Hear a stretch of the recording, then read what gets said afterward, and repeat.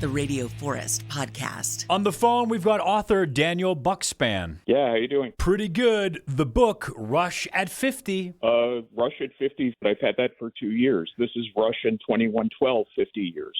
Understand the confusion. No, not confused. I want to talk about both books if we can. Oh, glorious. Okay, yeah. You get the first book out, so then why get into a second one and cover a topic as specific as Rush, I guess, is my main question. Oh, well, I mean, when I did Rush at 50 in 2024, I really felt like, that's a career overview. I think I've said everything I have to say about these guys. I can't imagine ever, going back again. And then my publisher emails me and they're like, do you want to do a book about 2112? And I was like, yes. And, so I have endless enthusiasm for this band and I can write about them forever. And if someone asked me to do another one tomorrow, I would do it without hesitating. It has to be someone who I love as much as Rush. There are a couple of bands who I would file that under. But for them, they have just been so special to me and have meant so much to me over the course of my life and been there for me like a friend in a lot of times when I was not doing great, that I just always have time for them. And I never get bored with the topic. I always have something to say about them. But, they're a band with a lot to say and a lot of depth to the music and lyrics. So if it supports like that, if you want to talk about them a lot, you can. There's a lot there. Where, if I was writing about Venom, maybe not so much. Yeah. So tell me about your introduction to Rush. You're aware of who they are as this massive entity. I first became aware of them in the 1980s when I was a teenager, and I saw the video for Distant Early Warning on MTV. Which is just how people my age became aware of everything through MTV. And, I liked it, but it didn't do the thing where it just grabs me and I'm like, I must listen to these guys all the time. Then I heard Free Will, specifically the guitar solo to Free Will. And when Alex, starts doing those 32nd notes or 64th notes or whatever they are, I was just like, yep, that's it. I'm in. That was decades ago, and here I am today, still going on and on and on about them forever. So, and that's them. There are very few bands you can do that with. Now, did your knowledge and love of the band change like mine? Because first for me, obviously, it was the vocals and lyrics. Geddy Lee stands out so much. And then I realized how important the professor was to what the band was doing. But it hasn't been until recently that I understood the mastery of what Alex Lifeson is doing. But I never thought of Rush as this guitar band, right? Somehow he's able to weave what he's doing so it doesn't oh my God, you got to hear this solo. But then now I can't help but realize what he's doing is genius. He's almost pulled back so the band can expand and brag in those zones. But if you remove everything, that's intelligent guitar work, but they're not really known as a guitar band. Would you agree with that? To me, Alex Lifeson is probably the most tragically underrated guitar player on earth. And, it's, if like you're saying, if you sit there and listen to his playing, all of it is brilliant. Every note of it is brilliant. He does some subtle things, and isn't always doing Eddie Van Halen stuff. I think maybe that's part of the reason he doesn't get as much credit as he should. And also, if you have three guys and one of them is, the greatest drummer who ever lived, and one of them is, the greatest bass player who ever lived, someone is going to get overlooked, which is just incredibly sad. And that's just the breaks. But I've always loved him. I've always thought he was just incredible, world-class guitar player. He seems cool, though, with not being on the cover of every magazine. He seems all right with his role. Because he seems like a pretty down-to-earth person. And has said a lot about his own guitar playing, what I do, it's really important that I fit in with the rest of the band and complement what they're doing. And as a musician myself, I can tell you that if you play with someone who really understands, we're a team, we're not supposed to step on each other's toes. All of us playing together need to allow room for each other. I was always just incredibly grateful when I played with someone who actually understood that. And even though Neil, of course, is, again, I will say the greatest drummer who ever lived and all of that, if you listen to his playing, he pulls back during verses. And then, like during choruses, he gets a little more intense in his playing. He's playing to the song, too. And so is Geddy. But it's just so impressive. You don't think of him as like, oh, he's pulling back for this part, so the lyrics can breathe. A lot of people, I think of Rush as like three guys soloing all the time, and they're not. But all you have to do is actually just sit down and listen to it, and you can see that. I think it's so unique about what kind of nice guys they are. And, as you get older, you realize, bands aren't always made to last forever. Members come and go. The Eagles at Sphere Las Vegas, one of the main members is gone. Then you've got Joe Walsh, who isn't an original member, and you got Timothy B. Schmidt, and you've got all these players going in and out. And you're like, maybe that's the nature of the music business. And as they get older, they each get their own different tour bus, and they're like, that's the only way this can work. But with Rush, especially after the passing of Neil, I loved hearing that Alex and Geddy were hanging out and drinking wine and getting like silly. And they're like, we should go into the basement and jam. These guys hang out when they're not in a band. And I think that's so unique. Well, they were friends first. Alex and Geddy met in grammar school and immediately bonded because, they were the only ones in class with immigrant parents. Both of them had parents from Eastern Europe. Who came to Canada after the war. And I have immigrant, my father is an immigrant. And there are times, living in America, or I guess in their case in Canada, when you can feel a little isolated because the culture you're growing up with is not shared by everybody else. They really bonded over that. And that's really the basis for their whole relationship.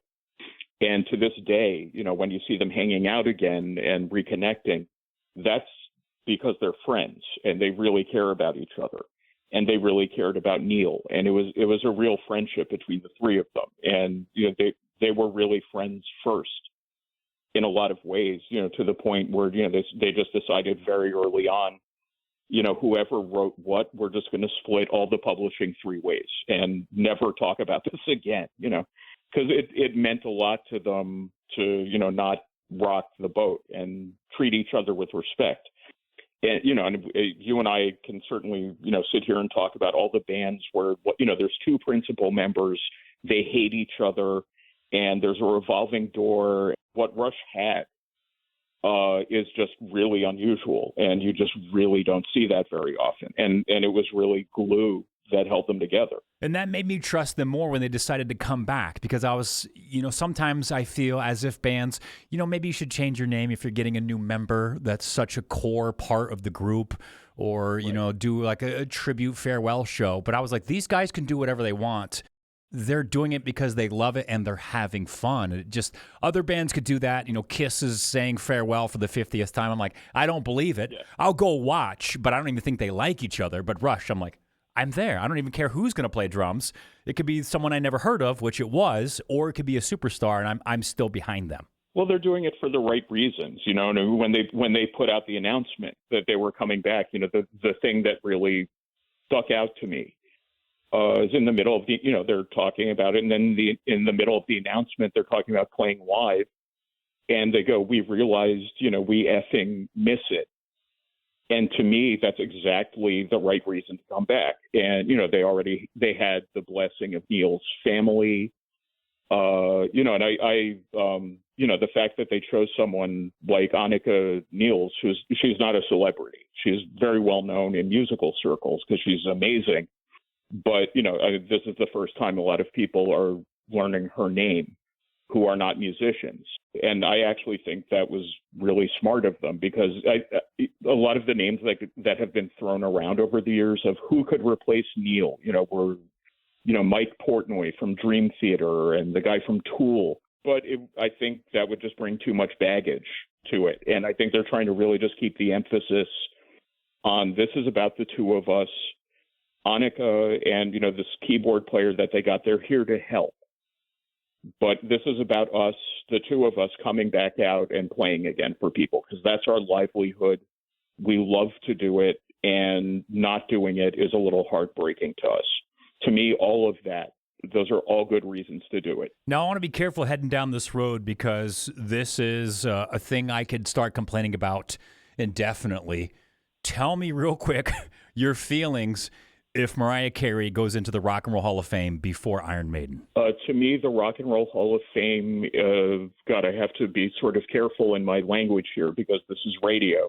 The Rock and Roll Hall of Fame, to me, is not about music. It is about the music industry patting itself on the back and rewarding itself for how great it is.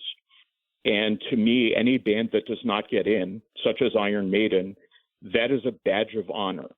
And what that says to me is good. That band that they're not allowing into the Rock and Roll Hall of Fame has gotten everything they've gotten because fans like their music. That's the only reason. And, you know, the Rock and Roll Hall of Fame, I think, is still hanging on to some kind of like, you know, Jan Wenner, early 70s type of glory that, you know, like that world just doesn't exist anymore. You know, and I mean, even Rush getting in took, you know, God knows how many fan letters and that sort of thing. But, you know, it's like the Oscars or any other, or the AVNs, you know, or any award ceremony. It's like this is not about the musicians. This is about the industry rewarding itself. And so if Mariah Carey gets in and Iron Maiden does not, then to me that just proves they're kind of a toilet of an institution anyway. And good for Iron Maiden not getting in, and I wish them continued success in not getting in. So it's Rush and 2112, 50 years. Yeah. Why is this album so important in the history of the band, or maybe even in a personal note to you? What does 2112 mean to you? Well, you know, for the band, it's the album that opened the door for them and like really allowed them to become Rush and make all the music that came after. You know, like we would not have Moving Pictures without 2112. Without the success of 2112, we wouldn't have Power Windows. We wouldn't have Vapor Trails, none of it. So it was absolutely crucial that that album came out, or there's no Rush, and that's the end of it. Most obvious thing I can think of that I get from that album, there are these lyrics in the song that ends the album, Something for Nothing. It goes, what you own is your own kingdom, what you do is your own glory, what you live is your own power, and what you live is your own story. And the first time I heard those lyrics, I said, those are words to live by. I am taking that as my personal mantle. And it's really guided me as I've been a writer and really just guided me in life. That, you know, the message there is like, whoever you are, be the best you can be. Don't apologize for who you are. And everything you do is worthwhile. And that has been such a powerful message to me and has been, you know, responsible for a lot of professional decisions that I've made and stuff like that, and how I chose my wife and how I raised my son. It's at every level of my life, and I can't say enough about it. But as serious as the band is, with lyrics that touch so deep, such as songs off of 2112, the silliness and the humor of a live Rush concert, because it's not like the albums, it's not like the music videos, it's a whole different experience, and it's sometimes completely absurd, and I've loved every single one I've seen. Oh, yeah. I mean, you know, like I said, you know, they've invoked the Three Stooges at their concerts. They had Count Floyd from SCTV introduce The Enemy Within. You know, they had a big inflatable bunny rabbit on stage. One of the times I saw, you know, there have been all these hints throughout their whole career of, yes, these guys actually have a sense of humor. It exists. But they're perceived as like, you know, these really serious, dour men in lab coats, you know, doing, you know, very, you know, grim, serious music. And they're just not like that at all as human beings, certainly. And again, everyone I talked to really described them as just very down-to-earth guys who, yes, indeed, had a sense of humor and everything. Rush in 2112, 50 years, the band on tour in 2026 as they are back. It's author Daniel Bukszpan. He's got other books on Rush and, of course, Iron Maiden that we touched about as well. So, hey, Daniel, thank you so much for calling and talk to me today about Rush. I could talk about the band for hours. Yeah, so could I. But thank you very much for having me, and I really appreciate it.